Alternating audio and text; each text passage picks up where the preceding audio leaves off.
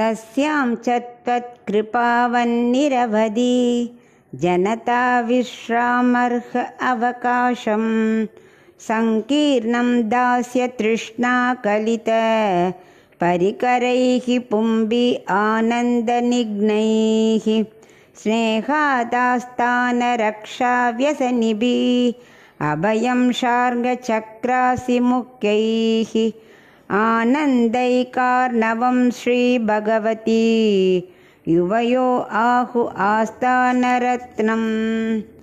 இப்போ இதுக்குள்ள அர்த்தத்தை பார்க்கலாம். தாயே மகாலட்சுமி ரங்கநாயகின் பட்டர் ஆரம்பிக்கிறார். இப்படி உன்னோட நாடு இருக்கே அந்த ஸ்ரீவைகுண்டம், உன்னோட கருணையானது எப்படி ஒரு எல்லை இல்லாமல் இருக்கோ அதே போல் கணக்கில்லாமல் உன்னோட அடியார்களோட கூட்டம் இழைப்பாடுறதுக்காக வந்தவண்ணம் இருந்துகிட்டே இருக்கா. அந்த இடம் அத்தனை அடியார்களையும் தாங்குற அளவுக்கு பரந்த இடமா இருக்குது.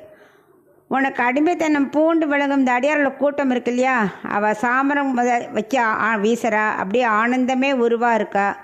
உன்னையோ ரங்கநாதனையோ அந்த நாட்டில் காத்து நிற்க வேண்டிய அவசியம் இல்லை தான். இருந்த போதிலும் உன் மீது உள்ள மாறாத அன்பு காரணமாக பகவான்கிட்ட உள்ள சார்ங்கம்ங்கிற வில்லு, சுதர்சன சக்கரம், நந்தகம்ங்கிற வாள்லாம் இருக்குது. இருக்கிறதுனால பயம் என்பதே இல்லாத இடமாகவும் ஆனந்த கடலாகவும் இருக்குது உன்னோட திருநாடு அப்படின்னு பெரியவாள்லாம் சொல்கிறா அப்படிங்கிறார்.